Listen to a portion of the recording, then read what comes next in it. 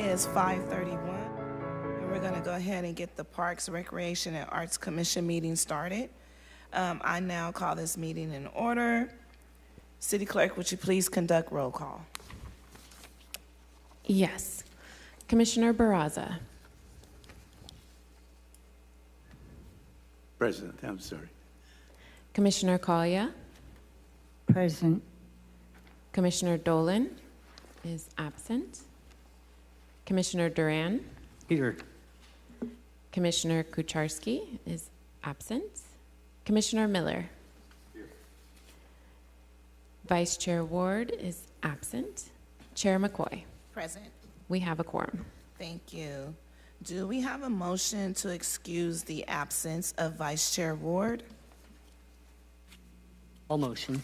Thank you, Commissioner Duran. Do I have a second? Second. Thank you, Commissioner Collier. All in favor say aye. Aye. All opposed say no. Motion passes. Do we have a motion to excuse the absence of Commissioner Dolan? Thank you, Commissioner Miller. Do I have a second? Thank you, Commissioner Barraza. All in favor say aye. Aye. All opposed say no. Motion passes. Do I have a motion to excuse the absence of Commissioner Kucharski? Yes, I say so, yes. Thank you, Commissioner Collier. Is there a second? Thank you, Commissioner Duran. All in favor say aye. Aye. All opposed say no. We will now begin with the Pledge of Allegiance. Will everyone please stand? Ready, salute. I pledge allegiance to the flag of the United States of America and to the republic for which it stands, one nation, under God, indivisible, with liberty and justice for all. Thank you. We will start with the approval of the agenda. City Clerk, are there any changes or proposed changes to tonight's agenda? There are no changes. Thank you. Is there a motion to approve the agenda? I so move. Thank you, Commissioner Barraza. Is there a second? Thank you, Commissioner Duran. All in favor say aye. Aye. All opposed say no. This item is approved. We will now move on to the approval of minutes. Are there any changes or proposed changes to the minutes from the special meeting of June 1st, 2026, or the regular meeting of June 15th, 2026? There are no changes. Thank you. Is there a motion to approve the minutes? Thank you, Commissioner Miller. Is there a second? Thank you, Commissioner Duran. All in favor say aye. Aye. All opposed say no. We will now move on to member reports. Commissioner Barraza, do you have any reports or comments for this commission? I don't at this time. Thank you, Madam Chair. Thank you. Commissioner Duran. Yes, thank you, Chair. I want to highlight the Tech Easy program. I know through the last round of budget motions, this commission made a motion in support to sustain the program, and since then, Parks has decided to continue the program as well. And so for any Fresnans ages 55 and up, there are 2 upcoming sessions. And if anyone is interested in getting more information or registering, you can call the city at 559-621-7529. And again, this is for the Tech Easy program, which helps with free digital literacy classes, again, for Fresnans age 55 and up. And so it's a great program, and I'm glad to see the commission support it and Parks continue the program. And I know we're wrapping up July, but wanted to wish everyone a happy Parks and Recreation Month. July, it's observed, and even though we're meeting at the end of the month, it's been a really big month for our parks. So that'll be it. Thank you. Thank you. Commissioner Miller? Thank you. Commissioner Collier? Nothing at this time. Thank you. We will now move on to city administration and park staff reports and comments. Does anyone from the administration have any reports or comments for the commission? No updates at this point, Chair. Thank you. And you're doing park staff reports as well? Nothing, or? Nothing to report there either, thank you. Okay. We will now move on to unscheduled communication. Would any member of the public like to speak on any issue within the jurisdiction of this commission? You will have up to 3 minutes. As a reminder, if you would like to comment or schedule a workshop or discussion item, now is the time to make those comments. If you would like to make a comment regarding any of the scheduled hearings, comments will be taken when each item is heard. All right, I do have some cards. First person I'd like to call is Camilla Sutherland.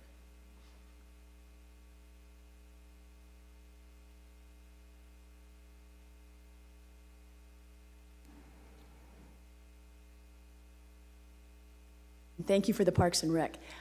I just first of all wanted to say we've come here many times and we're always asking for something, trying to be part of a team. The things that have been happening out of the park, they have addressed the birds on the top of the lights with their excrement coming out in the courts. They've washed them off. They're out there sweeping the courts. They're cleaning the courts. And so we're just saying we appreciate that. And we want to keep it up. We also want to talk about how, if you would allow me, my little brief here, is that Roding Park has been a pillar of Fresno's recreational life for more than a century. What many people don't realize is that tennis at Roding Park began in 1924 and making it one of the oldest public tennis areas in the Central Valley. Today we have special opportunities to build a partnership between Roding Park Tennis Club, the Fresno Pickleball, and the new futsal that's going to be out there with the Parks and Rec. And so we wanted to say we want to endure that, keep that generational going. Our courts are full lately. They're full in the days, they're full in the evenings. Our vision is to honor the past, energize the present, and grow the future of racket sports at Roding Park. By combining the tennis club's long-standing community presence with the reach and resources of the Parks and Rec, we can create a unified initiative that positions Roding Park as a historic tennis landmark. This partnership transformed the courts from simply a place to play into a place where Fresno's tennis history is told and experienced. We want to do some community tennis. We have a new charter school being built across the street from Roding Park by the zoo on Belmont, getting those students involved, getting celebrations when we've got 4th of July. We have our Armed Forces tournaments out there. And to me, why it matters is this partnership with the Parks and Rec. We've been out there many years, washing courts, cleaning courts, keeping them clean, having activities, which we're a nonprofit organization. We want to do that. We want to keep that going. So together, we can ensure that the story of tennis at Roding Park continues, beginning in 1924 and still thriving today. And I'd ask, we've had many requests to meet with the Parks and Rec, to whoever the person's in charge of directing tennis and pickleball and the futsal that's now going to be out there. How do we get our meetings set up to make that happen? Madam President, thank you. Chairman. Thank you. Our next speaker will be Karen Hubner. That's you. Hi.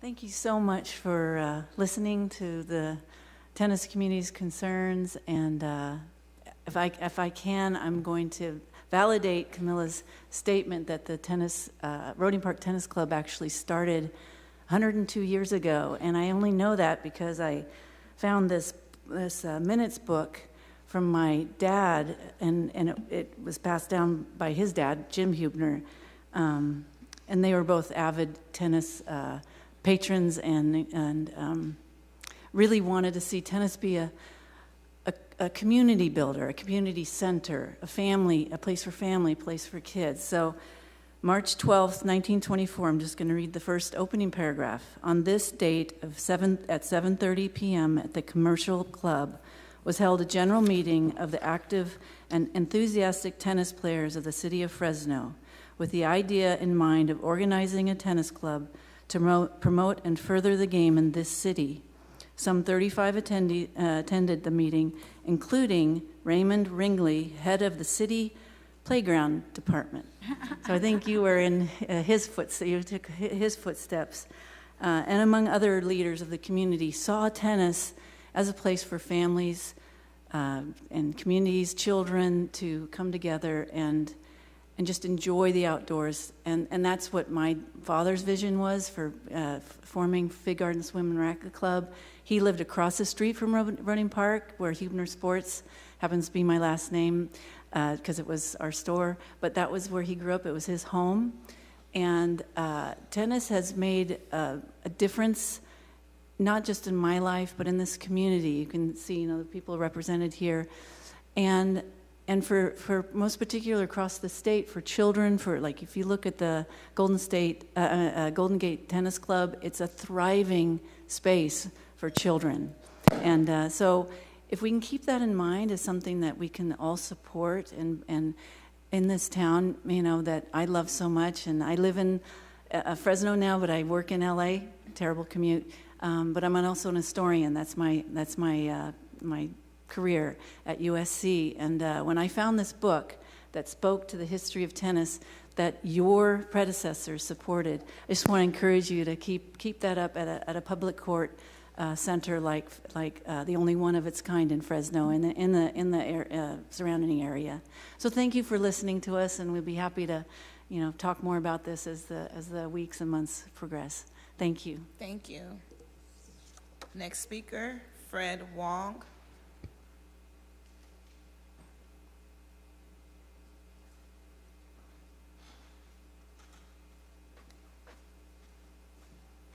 My name is Fred Wong. I'm a lifelong resident of Fresno.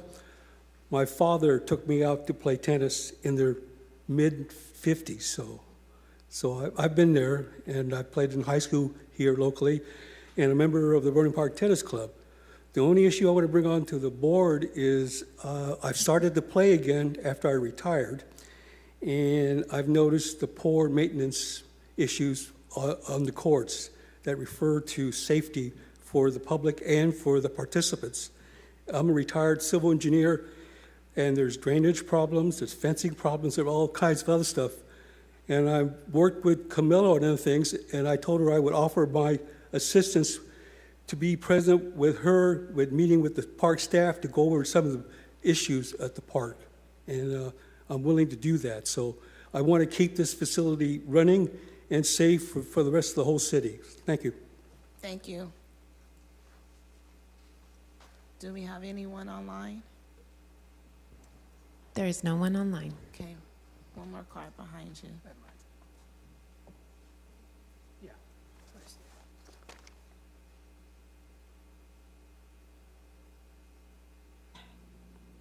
Hi, Adam. Go ahead and state your name. Okay. Hi, my name is Adam Balakian, and thank you to the commission for your time. I just wanted to follow up real quick. Last month, I gave a little presentation on the current bathroom conditions at Roding Park, where we surveyed 55 current active participants of all ages, all demographics, 89% of which rated the bathrooms at Roding Park a 1 out of 5. And then I did follow up with the Parks Department, or I tried to at least, to get some additional information to give context to the PRAC Commission. I submitted that on June 11th. I still haven't gotten any response from the Parks team, but just to kind of give context for some of the things I asked about, I really wanted to know more information about the cleaning schedule at that bathroom, because our understanding is it's not cleaned after 2 p.m. So by the time everybody comes out after work to enjoy the tennis courts, the bathrooms are in a very poor condition, and they're not cleaned again until the next day. No one's out there. And then also some additional questions regarding the plan for the new bathrooms or the prefabricated bathrooms for next year. And just, again, following up on if there's any way we can make some sort of at least effort to make some adjustments for those bathrooms to be closer to the tennis courts, facing the tennis courts, more accessible. There's been a lot of loitering near the bathrooms this summer. So some people do have concerns about that with just safety and overall cleanliness of the bathrooms. So that's Roding Park. I also wanted to bring up, I went to Logan Park to play some soccer a week ago, and I thought the Roding Park bathrooms were bad, but actually the Logan Park bathrooms are even kind of a step below that, because they don't even have a door on the stall. The men's restroom has one bathroom, and there's no door at all on the stalls. So wanted to bring that to everybody's attention, and hopefully we can get a few of these issues fixed. And again, thank you for all of your time, and we appreciate what you guys are doing. Thank you. I have one more. Before Before we go online, can we get the last one in the chamber? Later? Okay. Oh. No one else online? All right, well, I will go ahead and close unscheduled communication, and we will now move on to workshops. As soon as I can get this flipped over. There we go. ID number 26-999, workshop update on the expanded access to arts and culture grant program. Would someone from the Parks Department please begin the presentation?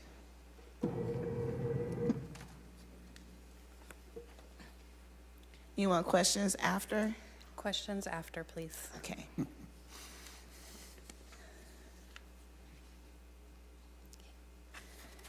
Good evening, Commissioners. My name is Sarah Gaitan, Program Manager for the Parks Department. Today, I will be giving an update on the Expanded Access to Arts and Culture Grant Program, which is also known as EAAC. We're going to start off with Cycle 2 updates. Staff have been meeting one-on-one with each of the grantees to enable contracting with each of them and meeting them where they're at in the process. The groups that received 90% upfront have been contacted with information on the next steps. And the team is currently collecting all final reports as well as expense reports to complete the contracting period. For Cycle 2 materials that have been handed out to grantees, these are the graphics that have been used to aid the grantees through the contracting journey. You have all been given a copy of each one so that you could take a look at them. The purple one will be the typical route used for contracting all grantees moving forward for the cycles. The blue graphic shows the journey of those who are part of Cycle 2 and will be entering into a settlement agreement. The next graphic shows a hybrid journey that was built out for the grantees from Cycle 2 who will need to enter into a grant agreement as well as a settlement agreement. Oops. And then the green and blue graphic will be used during Cycle 3, and that's for the application review committee formation process so that they understand what their journey will be looking like. This now brings us over to Cycle 3 updates. On June 30th, the Notice of Funding Opportunity, the NOFO, was for general operating support and for project support grant solicitations was released. The eligibility screening is now open, and it should be completed by August 15th. And it's all being collected via the submittable program that's online. All potential applicants are encouraged to complete the eligibility screening as soon as possible to allow time for clarifying questions that may be needed to complete the eligibility screening. And we're also keeping the website up to date, and that can be found at www.fresno.gov/EAAC. And grant applications will be due by September 30th at 3 p.m. So once the eligibility screening is completed, we will send the application to the applicant, and then they have until the 30th to complete it. We also have 2 workshops that are coming up that will be followed up with 2 others later with different topics. A survey was sent out on June 19th to our Measure P email list of a little over 800 emails. We received feedback about times, dates, locations, and topics for the TA workshops, which is what we use to create the workshops that we will be hosting. The first one coming up will be on July 23rd, which is this Thursday coming up. It will be held at Ted C. Wills from 3 to 5 p.m., and this will be a grant guideline workshop. We will be reviewing eligibility criteria, applications, the review process, scoring, how to apply, and any other questions that anybody may have about the grant guidelines. And then the following week, we have our very first meet and greet workshop type. It's a fiscal sponsorship workshop. It's going to be on Tuesday, July 28th, and that will also be from 3 to 5 p.m. But this one's structured a little bit differently. From 3 to 4, we will be inviting anybody who would like to be a fiscal sponsor to attend that. We will be reviewing any questions that they have about their role in the process as far as being a fiscal sponsor. And then the second portion of the meeting, we will encourage the community to come in and meet with these potential fiscal sponsors so that they could interact with each other and hopefully find somebody that could help them with their particular project. And also, both of these will be recorded, and the fiscal sponsorship one, the structure of it is a little different. So the first portion will be recorded, the second portion unfortunately will not, and we will encourage in-person participation for that. We have also added a few updates to the website. We now have a frequently asked questions area, and these are all questions that have been coming in through our email. The FAQ area has a filtering option, so you can filter by a topic that you're interested in, and then it also has a search feature so that you can type in a particular word that you're looking for, and it'll take you to the questions that have those words associated with them. The questions will be updated weekly, and like I mentioned, the questions are being taken from emails that are coming through our expanded access, expanded arts email. And this is just a little snapshot of what they look like. So you'll see the topic up top, the question off to the left, and then the answer on the right. Another new section on the website is the meetings section. All upcoming meetings will be posted here along with previously recorded meetings. So right now we have the 2 that are upcoming, and as we get more dates for the next 2, we will have them posted there too. And once the meetings are completed, we will also add the recordings in that same area. So, Is pre-registration required, or can you show up the day of the event? if it's virtual, we're encouraging you to pre-register because that's the only way that you will be able to get into the webinar. Okay, thank you. The next 30 days, we plan to continue to meet with Cycle 2 grantees and move forward with the contracting and funding process. We will continue to update our website. Like I mentioned before, we're doing the frequently asked questions weekly, and any meetings and any new documents will also be found on there. We will continue reviewing eligibility screening forms that have been coming in through Submittable and providing the links to the application for any applicants who are eligible. We are continuing to review fiscal sponsor pre-qualification forms for any fiscal sponsor who is planning to sponsor 6 or more organizations or artists. And we are also developing the application for the application review committee and outreach plan with PRAC, with the subcommittee that will be formed for that. For agenda minutes, any PRAC communications that you need to find, you can visit the website, our Fresno website. Under Legistar, you'll be able to find any information for upcoming PRAC meetings and any previous meetings, agendas, minutes, videos of that sort. And then, of course, we have our website also, which is the www.fresno.gov/EAAC. And this is just a little snippet of PRAC meetings that are coming up. We will continue to provide updates during the PRAC meetings. The PRAC meetings are held every third Monday of the month. The upcoming meetings, we have August 17, September 21, October 12, and October 26. The phone number where you can leave us messages in regards to the EAC program is the 559-621-2999. And the email where we are encouraging everybody to submit their questions to is expandedarts@fresno.gov. Those are the questions that we are putting on the FAQs. And then the website is there again. And with that, I will open it up for some questions. Okay. You're ready. I have some questions. Can Can I ask about cycle 2? It's just yes, you can, or no, you can't, after I ask my question. Okay. Okay. Has all grantees been paid out, or are we close to paying them out?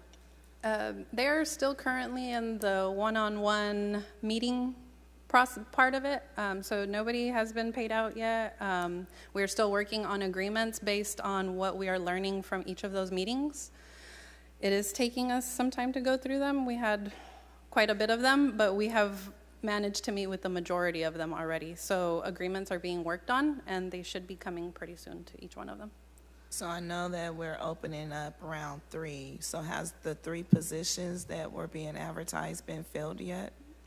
We are still interviewing for a few, but we do have the community, the outreach, Community outreach coordinator. the outreach specialist has started already. Okay. But we do have a few more interviews this week to fill some of the other spots. Okay. I think I'm good right now. I'm going to go ahead and ask Commissioner Barraza, do you have any questions? Yes, Madam Chair. The first question, in regard to the folks under cycle 2, how many are still not, ready as far as getting their money and all this stuff? How many are we still working with? Do you know approximately? We don't have that exact number yet.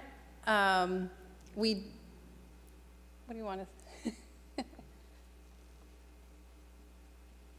Can I ask, do you mean how many applicants haven't been compensated yet? Because the ones that have been selected already for cycle 2 have been selected. So they should have all their stuff together. I think it's just the compensation part, but I'm just trying to understand your question. Yes, I also have questions about cycle 3, but I just wanted to get a sense of, when is that thing going to get closure on? Yeah. So Commissioner Barraza, Shelby McNabb, Assistant Director. No, there's fireworks happening. It's July.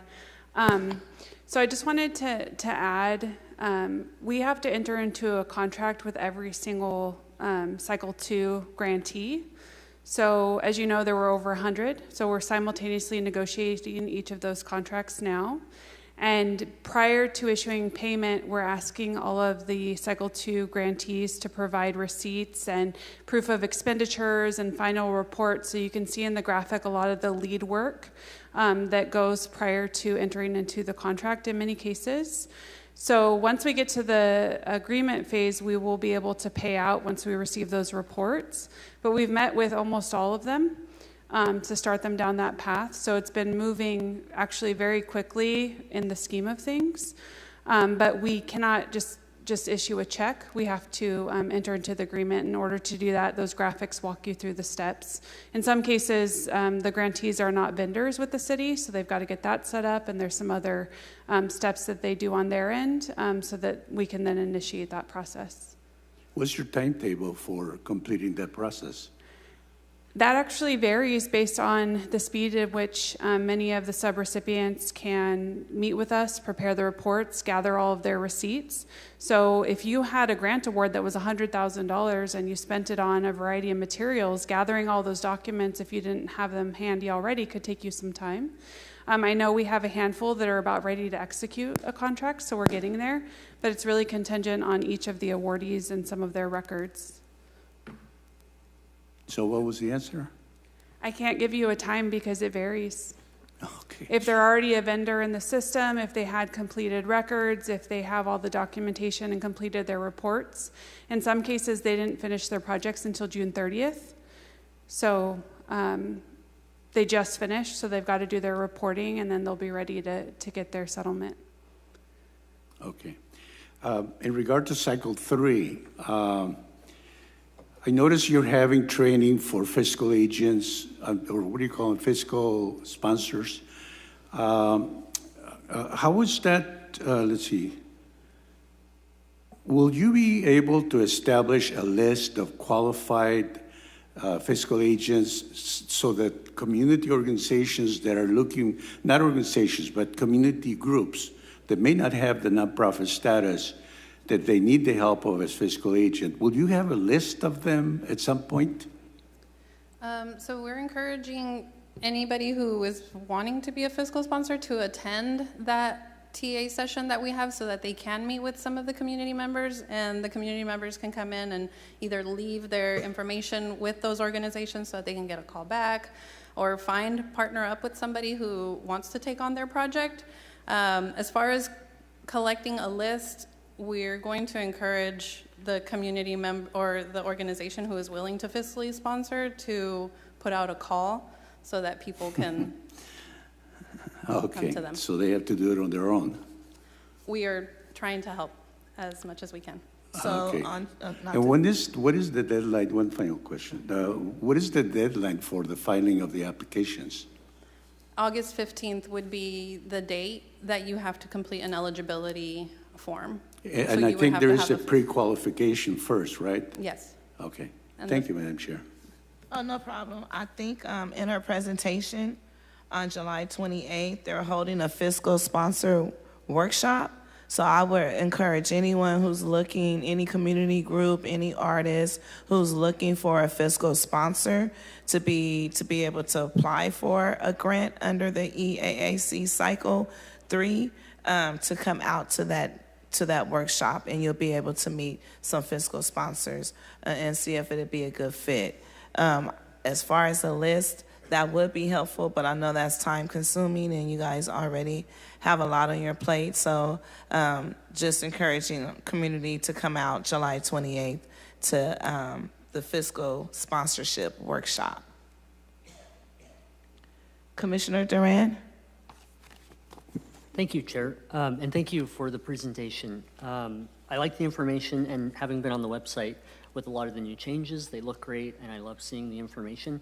I had two questions, one related to the webinar registration you mentioned earlier, so obviously we're encouraging folks to register beforehand, but if they find out the day of or they think they can't make it and then turns out they can, are they able to register that day and get the link? I mean, is that going to be possible? You're able to register for the webinar up until the time of the webinar. Okay, Yes. perfect.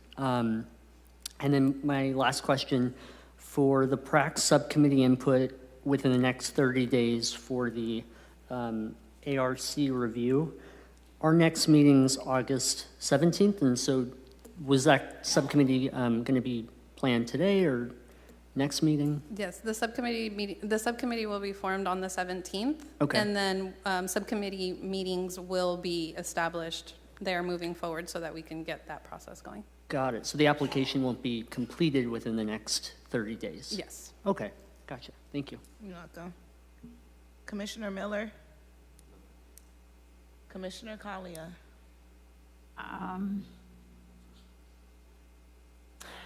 No, not at this time. Thank you. Commissioner Kurcharski? I have another question. When you say you have a handful of applicants ready to go, out of the 100, is it about 25, 30 handful? No? Higher? Lower? Just trying to get a feel, because I know this is like want to close this chapter and be able to focus on cycle 3.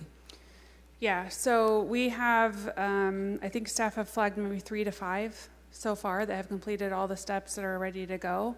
But I do want to express that as we got into this, we decided, we held some TA workshops and we found out that there's a lot more nuance to it.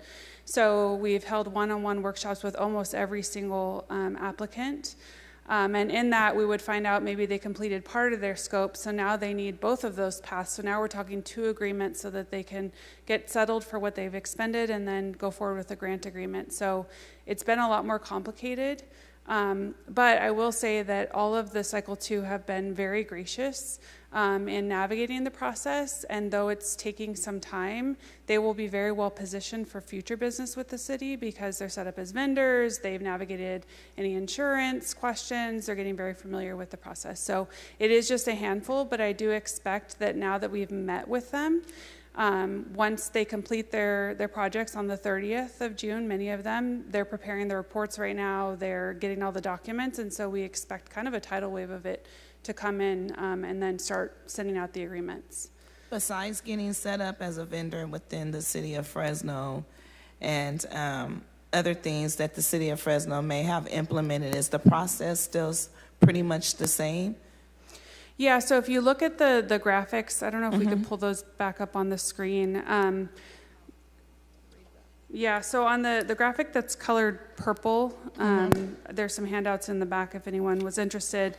First, we get their contact information to determine who has authority to contract.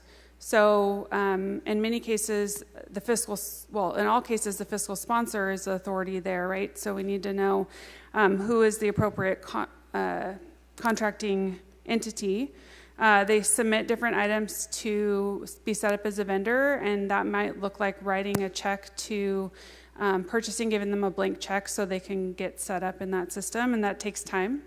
They also, to get set up as a vendor, the city has to actually call you to make sure that you're real so that we're not paying an imaginary figure there.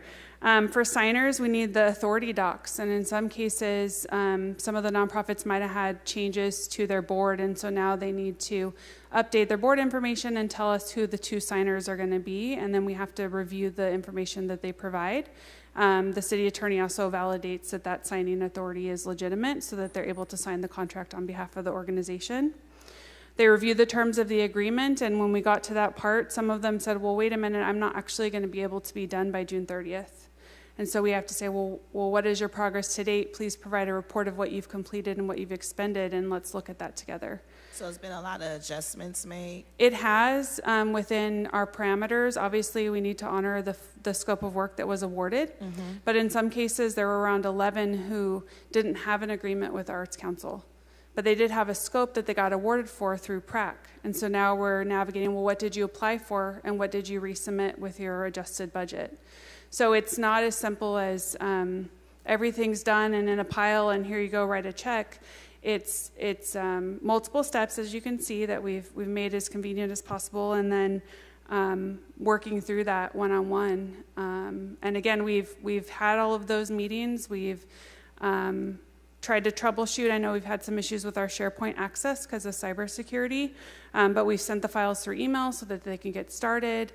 I think we're really committed to quality customer service, but it does take time. And we don't want to say, oh, well, you weren't done by this, so just too bad. Like that's never the attitude, so we're working through it. Okay, so last question. When you stated there has been negotiations made, are the awards being lessened by the amount that they were awarded, or just negotiations to make sure that the project is being completed? So negotiations on timeline and things like that. Yeah, it's more so timeline, so we're not changing the terms of the agreement, and none of the award amounts have been changed.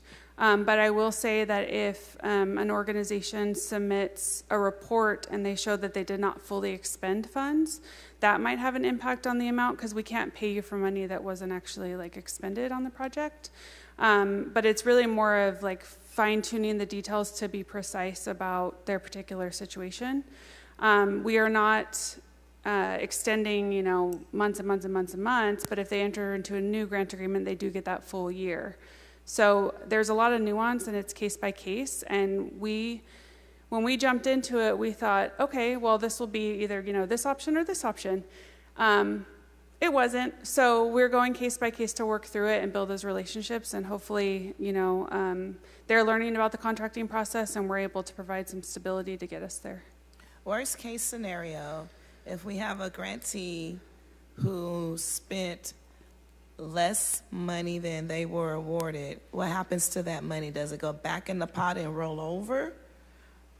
Or just transparency for the public? Yeah, so we would look back at the original terms of the agreements, and typically that was supposed to be returned, but we have to look at each case and see those details. But in order to do that, what we need are their expenditure reports, their receipts, and their reports, and that takes time to put together. I know many of you have probably done that in your professional capacities. So we're not accepting, well, I'm 90% done. we're asking, okay, well, what does that look like? Here's an Excel sheet. Please detail and itemize. In some cases, they might identify expenses that they were like, oh, I almost forgot about that. Okay. But in other cases, if it's the reverse, then it's something to work through. Okay, I just have some questions, maybe some people from the community or the public wanted to ask, just to get some clarification. Thank you, Shelby. Mm-hmm. Anyone else have any other questions in regards to this presentation? All right, we will now move on to, I closed my script. Hearing items, ID number 26-973, hearing to receive public input on expanded access to arts and culture grant programs. Would any member of the public like to make a comment regarding this item? You will have up to 3 minutes. William, is your card for this item or the next item? For the next one. Okay, thank you. Anybody online? I have no one online. Okay, we'll go ahead and close that one and move on to the next hearing. ID number 26-974, hearing to receive public input on allocations related to Measure P updates to the Parks Master Plan and Cultural Arts Plan and annual Parks Department budget and capital improvement plans. Would any member of the public like to make a comment regarding this item? You will have up to 3 minutes. And I have Dr. William Contenti. Good evening. So I would like to make a request, not for funding, but we would like to make a motion to meet with whoever is in charge of the funding and allocation for the Measure P funds. We are with Roding Park Tennis Club. You already heard from Adam. He is with the community tennis at Roding Park, which they do free clinics two nights a week, Tuesdays and Sundays. And then the Measure P funds, we would like to see better facilities at Roding Park. We don't know who is on the committee that's making the decisions. Did a great job with the pickleball courts, but we need better improvement in facilities for safety, for cleanliness, for monitoring, and we'd love to have a Roding Park either tennis club board member or a Roding Park Tennis Club participant be on that meeting, or at least be invited to the meetings. And we have come up with a written proposal, a 2-page proposal regarding some of the improvements and additions we'd like to see with the Measure P funds using the existing facilities that are there, not encroaching on any of the green space, which was the vision of Roding when they originally built the park. Anyway, we have a lot of ideas, and we want help us help you. We have some ideas, and we want to be included in the decision-making as to how all the Measure P funds are being allocated. And the 2024 fiscal was $75.2 million, and looks like 46% is going to existing parks, which Roding Park has been around a long time. And this is for clean, safe tennis courts so that more kids can play Tuesdays and Sundays, and the rest of our people that are there, especially playing at night until 10 o'clock. We want them to be safe. We want to have clean bathrooms, clean access to facilities. Anyway, we want to be included. So please tell us. Please tell us. Yep, 1 minute, no problem. Please tell us how we can be involved, or who we need to talk to, who we need to email, what pigeon we need to send with a note. How do we get to one of the meetings? How do we get included in the planning and the idea process for the allocation of the Measure P funds? So if you have any questions for me, we'd like to be included. Roding Park Tennis Club, Camilla and our president Jesse would love to hear. Thank you. The person you said that you'd like to come alongside, is that, who do you want them to come alongside with? PrAC? That's what we don't know. We don't know who's making the decisions, who decided to convert the first 3 tennis courts into pickleball and a futsal court. Okay. Yeah, there's facilities there for clean, safe. We don't know. That's why we want to help with the decisions. Okay, and be thank you. involved. Okay, thank you. Those were council motions made by the city council. Those city council. Okay, not Parks and Rec, not a Measure P committee. No, it was on the dais by the city council during that fiscal year. That can all be found on the city's website in the finance department. Be happy to send you the budgets for those years along with the motions that were made. Okay, the city council budget. I'll talk to you after this. Okay, Get you the sorry, information. yeah, just- I'll give you my card and we'll talk after this. Thank you, appreciate it. Commissioner Barraza. Mr. Yes, I just Mr. wanted to point out that this commission plays a very important role in making recommendations. In fact, Measure P requires that the commission evaluate the proposals and make recommendations to the council, and the council, of course, has the final word.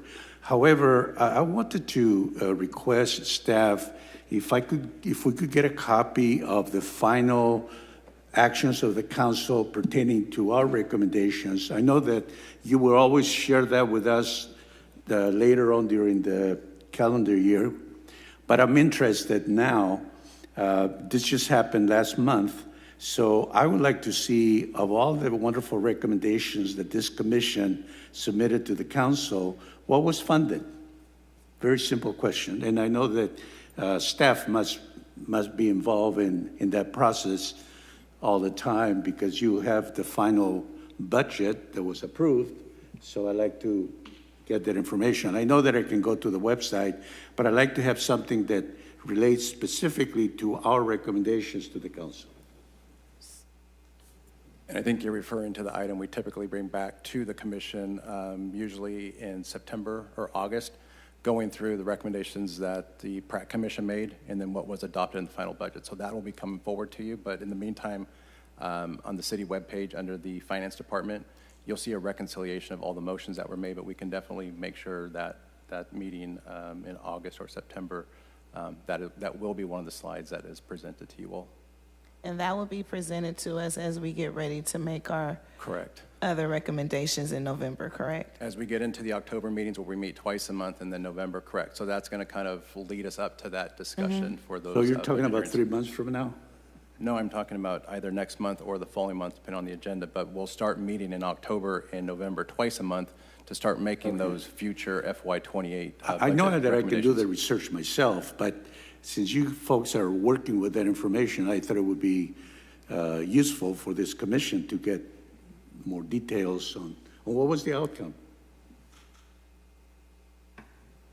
I know it's there, but can you help us with that?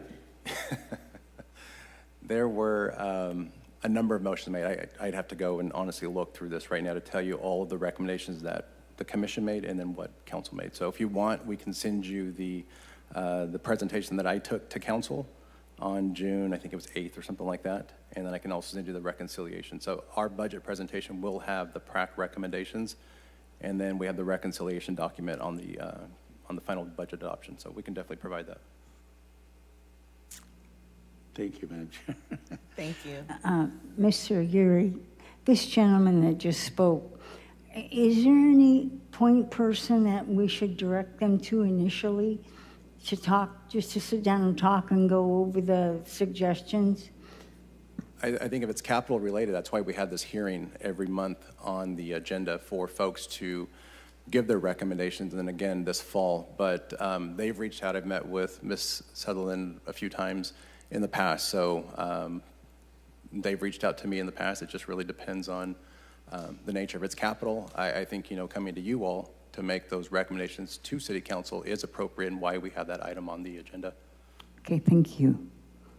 Do we have any more questions in regards to this item? I have a question. On the Roding Park capital improvements, I don't remember, I think it was like last meeting or the meeting before, that I believe were funded and they're coming. It was the bathrooms, right? Was there anything else that? So the pickleball courts are under construction right now. Okay. We're wrapping that up, and then the restrooms will be behind that shortly. Or So any we've also, other well, we roding- had the tot lot improvement project where we put new equipment with softball, new picnic benches throughout the park, some tree trimming, tree replanting, the Pine Grove picnic shelter replacement. We had a fire damage there, so we replaced that. All in all, I want to say Roding's received probably about $8 million worth of improvements in the last couple of years, and including court resurfacing of the tennis courts. About back in, I think it was 2024. Yeah, this goes back to my comment I made a couple meetings ago, like how can we just do more of everything? That's where we're at. So it's good to hear there's been 8 million, you know. Yeah, and I think that kind of goes back, Commissioner, to the years where, you know, the resources weren't in the Parks Department. And now that they're available, whether it's through Measure P, ARPA, grants, we're now starting to kind of catch up on some of that deferred maintenance stuff, you know, whether it's roofs, irrigation systems, you know, all that stuff's starting to catch up now. So unfortunately, yeah, we do get quite a bit of money from Measure P. Unfortunately, with the number of years we had this deferred maintenance that we kept kicking off, we're just trying to catch up to where we should have been 15, 20 years ago.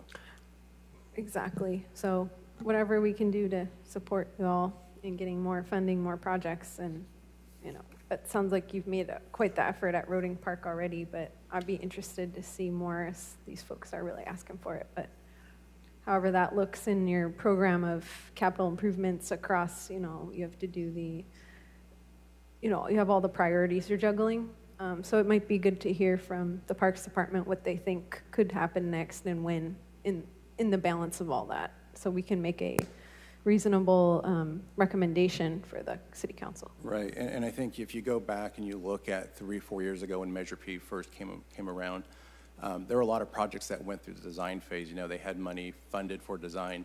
There's a number of those projects that are left without construction funding. I don't want to leave these pretty plans on a wall. I don't want to leave the 90% plans in a cubbyhole. We want to continue building those. So we're still trying to get through that long list of items that have design dollars only, no construction. So if you look at a lot of our previous budgets, those are now starting to get completed. Like the Pinedale restroom rehab, we had designs but no construction funding. So this year we got construction funding. Some tot lots, I believe it's Stallion, got the construction funding they needed. Rotary East got construction funding. So those are all moving forward now. We had those plans at 90% just sitting there until construction funding came along. So we are kind of completing what we started. I don't want to leave plans and projects unfinished, so we're working through that. So that has been a priority, in addition to all the other deferred maintenance items that we have throughout our inventory. Is it safe to say that with the highest needs definition going up to 50% now, there's more other parks included that need maintenance, that need repair within the highest needs neighborhood, as well as the projects that were waiting for construction or design phases? So some of the other projects that were in the design phase were not high needs when we first started with the 33%. Exactly. Some have moved into that. Others still are not in there that we're completing, but yeah, I think it's fair. We went from the 33% that we were initially operating under, I think that was 24 park locations. So now with 50%, I believe we're up to 64 parks. So it did bring in some additional park assets like Rotary East, which was outside. Pinedale was outside the high needs neighborhood, and a number of other parks. So, you know, it's bringing those into play, which is allowing us to utilize some of those dollars, not just on the Category 1, which is existing, but also Category 2, you know, expanding our footprint, expanding our green space. So purchasing land that's in high needs and building, designing and building. So we're able to do a lot more of that now with us moving that threshold up to the 50%. In a perfect world, it would be nice to see land bought, park design going. It'll be perfect to see it all done and not done in phases. Like once the design is in conception, just to go ahead and build it all out and then move on. But we had this conversation before. It seems like that would be the better thing to do, because it seems like we'll get a lot more accomplished instead of having parks just sitting in design phases or construction phases waiting to be funded. If we just allocate the funding to build it, design it, construction it out, build it out from the beginning to the end, we'll know what dollar amount we're looking at. Right, so anything new, any new acquisition is following that path there, where we would acquire the land, design with the intent to build.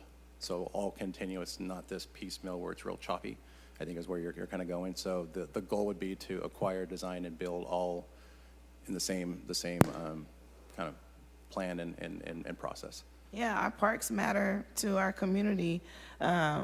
This Parks Department has been facing cuts because of the budget, because of us way back in 2008 maybe. So with Measure P coming along, it's supposed to supplement it, but it seems like sometimes we're supplanting it just to get things done.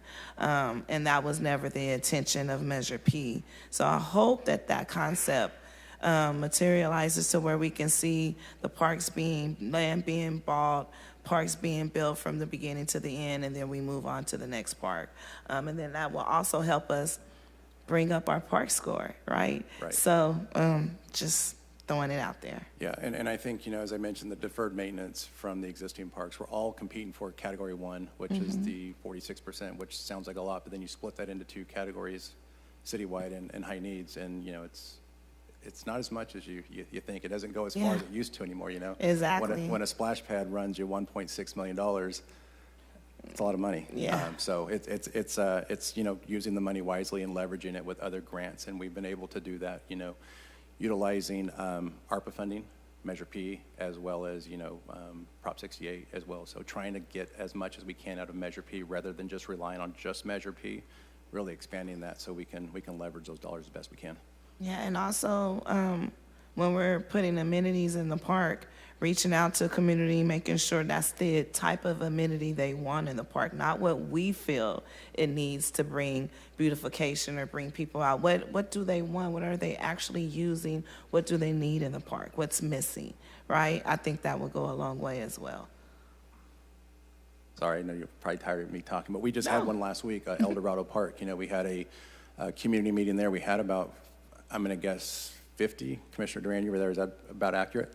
And for about an hour and a half, we went through with the different boards with magnetic kind of features and let them pick, what does your park look like? And I stressed your park because it is their park. How do you want to use this park? How are you going to activate that space? Is it a community garden? Is it a splash pad? Is it basketball courts, resurfacing basketball courts? Is it a new tot lot? And, just hearing and the ideas flow, it really is, something that I probably wouldn't have thought of, but that community definitely wanted that. And we show it when we produce that survey. It's going to show X amount of people picked this amenity, X. And then at that point, we'll take it back to the community based on the data. This is what we heard from you all. And those who couldn't make it, we have an online survey for them to get their input in there as well. So that's the type of community outreach that we're performing. I don't know before I came in if that was done or not, but and I think that's why a lot of these parks have been successful. I look at Trolley Park on Van Ness and Weldon there. That park is packed. It's half an acre, but yet the community told us exactly what they wanted, and they're using that park daily. They're using it at night, taking food from the nearby restaurants, walking over. The school's using it. So, we really, I think we hit a home run with that one, as well as some of the others that we're getting ready to open up as well. So.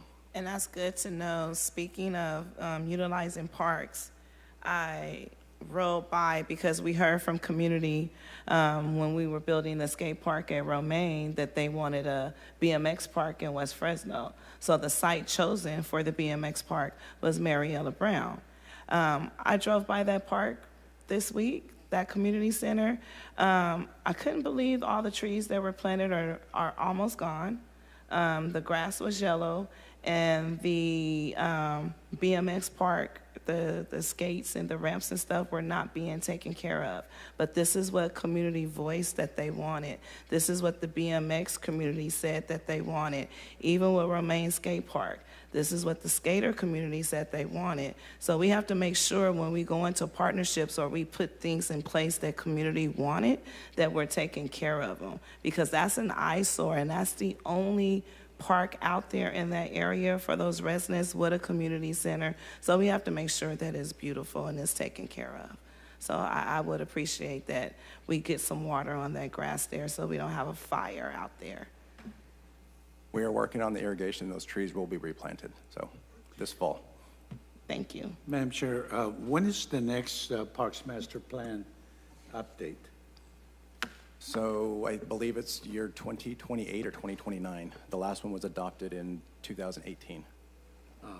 So we do have money in our budget to start that process. So in addition to the cultural arts plan, we also put money in the budget for a Parks Master Plan here in the upcoming years.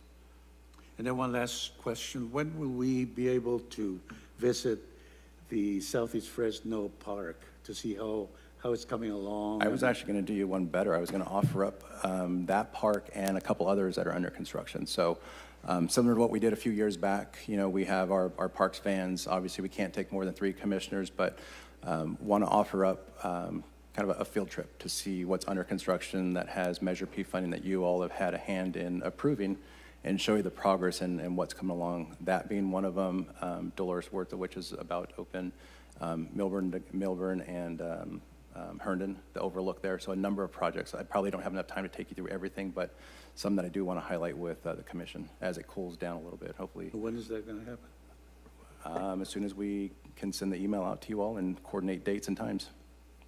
I know you all have jobs, or I think most of you have 8 to 5s, but we'll figure out what time works for you all. Okay. Thank you. I see some youth before I close out the meeting, and I just wanted to say welcome. Can you guys come up?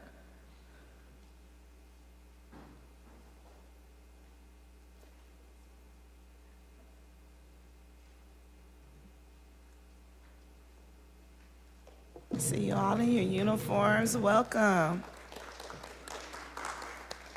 Hi. Can you introduce yourselves? I'm Logan Rivas. And I'm James Dallas. And you guys are with? Troop 95. Okay, and you guys are here observing? For a merit badge? Yeah, for the citizenship and the community badge. Oh, awesome. Well, I just wanted to acknowledge you guys and tell you thank you for coming out. It's good to see smiling faces and youth in attendance, so thank you very much. Thank you. And anything you want us to know about what you're doing and the organization that you're with?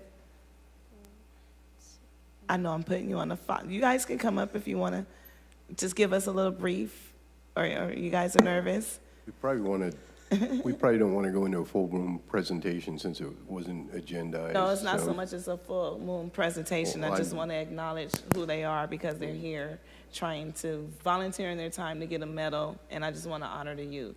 Yeah, I'm just worried about Brown Act, so. I understand.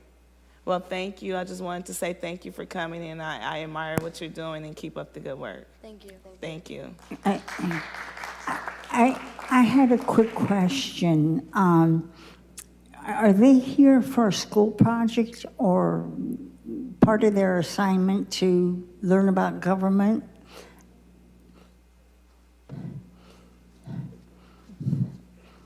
We're here for Boy Scouts. It's not anything school related. It's a separate thing.